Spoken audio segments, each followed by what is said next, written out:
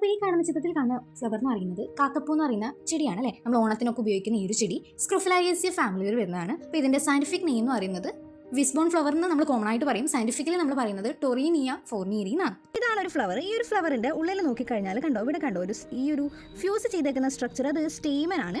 ആ സ്റ്റേമന്റെ ആന്തർ ആണ് ഇവിടെ ആക്ച്വലി ഫ്യൂസ് ചെയ്തേക്കുന്നത്. അപ്പോൾ ഈ ഒരു സ്റ്റേമനിൽ ആന്തർ മാത്രം ഫ്യൂസ് ചെയ്തിട്ട് നമ്മുടെ ചിക്കൻ്റെ വിഷ്ബോൺ ഉണ്ടാവുമല്ലോ, ആ ചിക്കൻ്റെ വിഷ്ബോൺ പോലെ ഉള്ളതുകൊണ്ടാണ് ഇതിന് വിഷ്ബോൺ ഫ്ലവർ എന്നൊക്കെ പറയുന്നതെന്നാണ് പറയുന്നത്. ഇനി ഒരു ഫാമിലിയുടെ ക്യാരക്ടേഴ്സ് വെച്ച് നോക്കിയാൽ ബൈ ലാബിയേറ്റ് ആയിട്ടുള്ള ഫ്ലവറാണ്, ഇതിന് ബൈ ലാബിയേറ്റ് ആയിട്ടുള്ള ഫ്ലവറാണ് വരിക. പിന്നെ ഈ ഒരു വിഷ്ബോൺ ആയിട്ടുള്ള ആന്തർ ഫ്യൂസ് ആയിട്ടുള്ള സ്ട്രക്ചറാണ് പറയുന്നത്.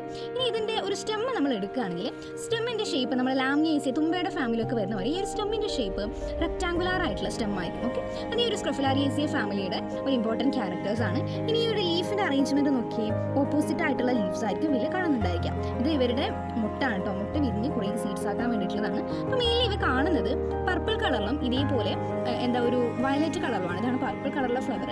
പർപ്പിൾ കളറിലും ഉണ്ട്,